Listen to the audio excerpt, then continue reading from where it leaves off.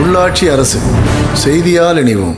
ஆணையத்தால் ஒன்றிய அரசால் முன்னெடுக்கப்பட்டிருக்கின்ற இந்த SIR வாக்காளர் பட்டியலுடைய இந்த சிறப்பு திருத்தத்திற்கான எதிர்ப்பை பதிவு செய்யக்கூடிய வகையில் தமிழ்நாட்டினுடைய முதலமைச்சர் மாண்புமிகு தளபதியுடைய தலைமையில் அனைத்து கட்சி கூட்டத்தில் எடுக்கப்பட்ட முடிவின்படி மிக பிரம்மாண்டமாக தமிழ்நாடை வியந்து பார்க்கக்கூடிய அளவிற்கு டெல்லியில் இருக்கக்கூடிய தேர்தல் ஆணையத்தினுடைய காதுகளில் ஒலிக்கக்கூடிய அளவிற்கு இன்று கோவை மாவட்டத்தில் திரண்டிருக்கின்ற பல்லாயிரக்கணக்கான கழக நிர்வாகிகளுக்கும் தோழமை கட்சியினுடைய நிர்வாகிகளுக்கும் நன்றி அன்போடு தெரிவித்துக் கொண்டு இந்தியாவில் இருக்கக்கூடிய மாநிலங்களில் இந்த SIR குறித்து முதலில் தன்னுடைய எதிர்ப்பை பதிவு செய்தவர் நம்முடைய முதலமைச்சர் மாண்புமிகு தளபதி அவர்கள். வாக்களிப்பது நம்முடைய உரிமை. அந்த உரிமையை ஒன்றிய பாஜக அரசு தேர்தல் ஆணையத்தின் மூலமாக பறிப்பதற்கான முயற்சியை முன்னெடுத்திருக்கின்றார்கள்.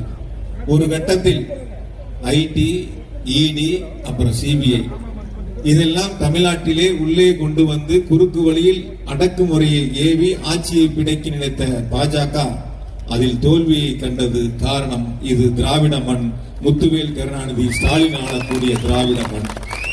சரி, IT, ED, CBI முடியாததை வேறு எதை வைத்து சாதிக்கலாம் என்று நினைத்த பாஜக அரசு இப்பொழுது தேர்தல் ஆணையத்தை கையிலே எடுத்து பீகாரை போல தமிழ்நாட்டில் லட்சக்கணக்கான வாக்காளர்களை, உரிமையுள்ள வாக்காளர்களை நீக்குவதற்கான பணியை முன்னெடுத்திருக்கின்றார்கள்.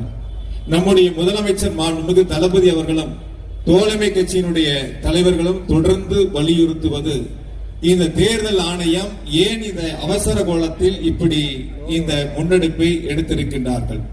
30 நாட்களில் ஏறத்தாழ 7 கோடி வாக்காளர்களுக்கு படிவங்களை கொடுத்து அதை பூர்த்தி செய்து திரும்ப பெற்று அதை ஆன்லைனிலே ஏற்றி இறுதி வரைவு வாக்காளர் பட்டியல் வரும் என்று சொன்னால் நிச்சயம் இது முடியாது என்பதை அனைவரும் தெரியும். தேர்தல் ஆணையத்திற்கும் இது தெரியும். தெரிந்தும் கூட இது போன்ற முன்னெடுப்பை தேர்தல் ஆணையம் எடுத்திருக்கின்றன. ஏறத்தாழ பீகாரில் 65 லட்சம் வாக்காளர்கள் நீக்கப்பட்டார்கள். சரி, தேர்தல் ஆணையம் சொல்லுகிறது, நீக்கப்பட்ட வாக்காளர்களை நீங்கள் மேல்முறையீடு செய்து உரிய ஆவணங்களை கொடுத்து சேர்த்துக் கொள்ளலாம் என்று சொன்னால் அந்த மேல்முறையீட்டின் மூலம் பீகாரில் மீண்டும் 3 லட்சம் வாக்காளர்களை நீக்கி இருக்கிறார்கள். இப்படி 68 லட்சம் வாக்காளர்கள் நீக்கப்பட்ட பீகாரில் கூடுதலாக சேர்க்கப்பட்ட வாக்காளர்கள் 21 லட்சம் பேர். சரி, அந்த 68 லட்சம் வாக்காளர்களில் எவ்வளவு பேர் மீண்டும் சேர்க்கப்பட்டார்கள் என்று சொன்னால் 90% வாக்காளர்கள் மீண்டும் தேர்தல் ஆணையத்தால் வாக்காளர் பட்டியலில் சேர்க்கப்படாத ஒரு நிலை அங்கே உருவாகி இருக்கின்றன. அந்த நிலையை தமிழ்நாட்டில் உருவாக்குவதற்கு பிஜேபி அரசு தேர்தல் ஆணையத்தின் மூலமாக முன்னெடுத்திருக்கின்ற இந்த SIR-ஐ பொறுத்தவரை நம்முடைய முதலமைச்சர் மாண்புமிகு தளபதி அவர்கள் தொடர்ந்து எதிர்ப்பை தெரிவிப்பதோடு அதில் இருக்கக்கூடிய குளறுபடிகளை, அதில் ஏற்பட்டிருக்கக்கூடிய சிரமங்களை, அதனால் மக்கள் படுகின்ற இந்த இன்னல்களை எல்லாம் எடுத்துரைத்திருக்கின்றார்கள். பொதுவாக தேர்தல் ஆணையம் இதை காதிலே வாங்குவதில்லை. வட இந்தியாவில் குறிப்பாக பீகார் போன்ற மாநிலங்கள் எல்லாம் நீக்கப்பட்ட வாக்காளர்களுக்கு ஆட்சேபனை சொல்லலாம் என்று சொன்னால் எதிர்கட்சிகள் அங்கே ஆட்சேபனைகளை தெரிவித்த பொழுது மீண்டும் சொன்னார்கள், அவர்கள் உரிய படிவத்தில் பூர்த்தி செய்யவில்லை, வெள்ளை காகிதத்தில் எழுதி கொடுத்தார்கள் என்று ஒரு மாற்று கருத்தை முன்வைக்கின்றார்கள். இப்படியாக எல்லா ஆவணங்களிலும் ஆதாரை இணைக்க வேண்டும் என்று சொல்லுகின்ற ஒன்றிய அரசு இந்த வாக்காளர் அடையாள அட்டையுடன் சேர்த்து வாக்காளர் பட்டியலோடு ஆதாரை இணைப்பதற்கு எதிர்ப்பை தெரிவிக்கின்றார்கள். நீதிமன்றத்திற்கு சென்று நீதிமன்றத்தினுடைய உச்ச நீதிமன்றத்தின் உத்தரவு மூலமாக ஆதாரையும் சேர்த்துக் கொள்ளலாம் என்ற உத்தரவுகளை பெறக்கூடிய நிலைக்கு இன்றைய ஒன்றிய பாஜக அரசு தமிழ்நாட்டு மக்களை தள்ளி இருக்கின்றன, இந்திய வாக்காளர்களை தள்ளி இருக்கின்றன. நாம் கவனமாக இருக்க வேண்டும். இங்கு பேசிய நம்முடைய தோழமை கட்சியினுடைய தலைவர்கள் எல்லாம் சொன்னதை போல நாம் கவனமாக இருக்க வேண்டும். வாக்கு என்பது நம்முடைய உரிமை. நம்மை யார் ஆள வேண்டும் என்பதை தீர்மானிப்பது நம்முடைய கடமை. ஆகையால் தமிழ்நாட்டை ஆளக்கூடிய மாண்புமிகு முதலமைச்சர் தளபதி அவர்கள் தமிழ்நாட்டு மக்களுக்கு வழங்கி இருக்கின்ற பல்வேறு சிறப்பு திட்டங்கள், நல்லாட்சிக்கு கிடைத்திருக்கின்ற இந்த சான்றிதழ்கள் என்பது வரக்கூடிய 2026 சட்டமன்ற தேர்தலில் மீண்டும் வென்றுவிடக் கூடாது என்பதற்காக குறுக்கு வழியில் பாஜக இந்த முன்னெடுப்பை எடுத்திருக்கின்றன. அவர்களுக்கு அடிமையாக இருக்கக்கூடிய அதிமுக எனக்கு தெரிந்தவரை இந்தியாவில் பிஜேபியோடு எத்தனையோ தோழமை இயக்கங்கள் இருக்கின்றன. அவர்கள் எல்லாம் கூட இந்த SIR-ஐ பொறுத்தவரை அவர்கள் சொல்லுவது பல்வேறு திருத்தங்களை சொல்கின்றார்கள்.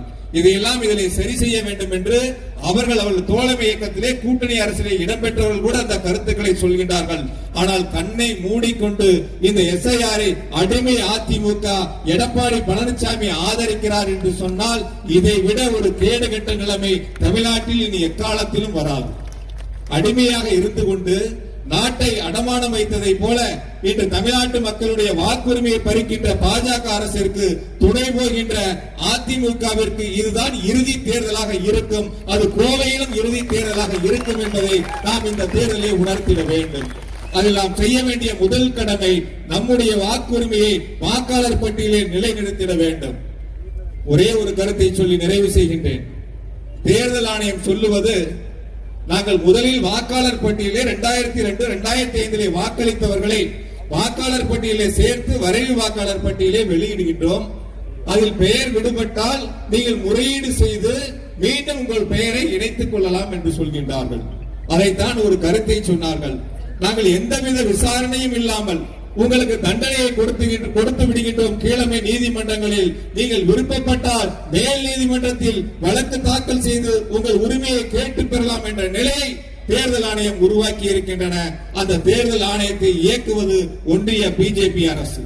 கடந்த 2021 ஒரு தொகுதியில் கோவை பிஜேபி வென்றது. இந்த 2026 ஒரு தொகுதியில் கூட பிஜேபியும் அதிமுகவும் வென்றுவிடக் கூடாது. 10 தொகுதிகளும் நம்முடைய முதலமைச்சர் மாண்புமிகு தளபதி தலைமையிலான மதசார்பற்ற முற்போக்கு கூட்டணி வென்றிட வேண்டும். நம்முடைய கொங்குநாடு மக்கள் தேசிய கட்சியினுடைய பொதுச் செயலர் சொன்னதை போல வாக்களித்தவர்களுக்கு செய்த நன்மை அளவிற்கு வாக்களிக்காத கோவை மக்களுக்கும் சரித்திர திட்டங்களை தந்தவர் நம்முடைய முதலமைச்சர் மாண்புமிகு தளபதி அவர்கள். அவினாசி சாலை மேம்பாலமாக இருக்கட்டும், கடந்த ஆட்சியில வெறும் 80 கோடி ரூபாய்க்கு வேலை செஞ்சாங்க.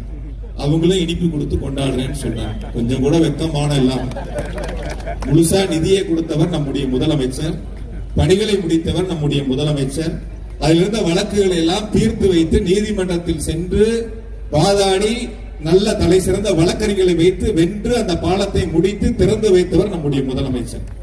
பெரியார் நூலகம், செம்மொழி பூங்கா, ஐடி பார்க், சாலை வசதிகளுக்காக சிறப்பு நிதி, தொழில்துறைகளை புரட்சி, தங்க நகை செய்பவர்களுக்கு பூங்கா என கோவை வரலாறு காணாத வளர்ச்சியை இந்த 4.5 ஆண்டுகளில் முதலமைச்சர் அவர்கள் வழங்கி இருக்கின்றார்கள். ஒரு எம்எல்ஏ கூட இல்ல.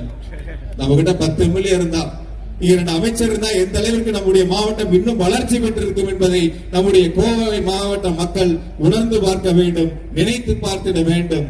அந்த வகையில் வரக்கூடிய 2026 சட்டமன்ற தேர்தலில் கோவையில் 10 தொகுதிகளும் மதசார்பற்ற முற்போக்கு கூட்டணி வெற்றி பெற்றது என்ற சரித்திர சாதனையை உருவாக்கிட வேண்டும் என்று அனைவரிடத்திலும் அன்போடு கேட்டுக்கொண்டு, இந்த SIR பொறுத்தவரை நம்முடைய முதலமைச்சர் மாண்புமிகு தளபதியுடைய வழிகாட்டுதலோடு, தோழமை இயக்க தலைவருடைய வழிகாட்டுதலோடு இந்த SIR ஒன்றிய அரசு செய்கின்ற இந்த முயற்சியை முறியடிப்போம், உரிய வாக்குரிமையை நிலைநாட்டுவோம், அதற்கு அனைவரும் ஒன்றுபட்டு செயல்படுவோம் என்று இந்த ஆர்ப்பாட்டத்தின் மூலமாக அனைவரிடத்திலும் அன்பான வேண்டுகோளை உங்களிடத்தில் பணிவன்போடு வைத்து இப்பொழுது எழுப்புகின்ற கோஷங்களை அனைவரும் திரும்ப சொல்லுமாறு அன்போடு கேட்டுக்கொள்கின்றேன்.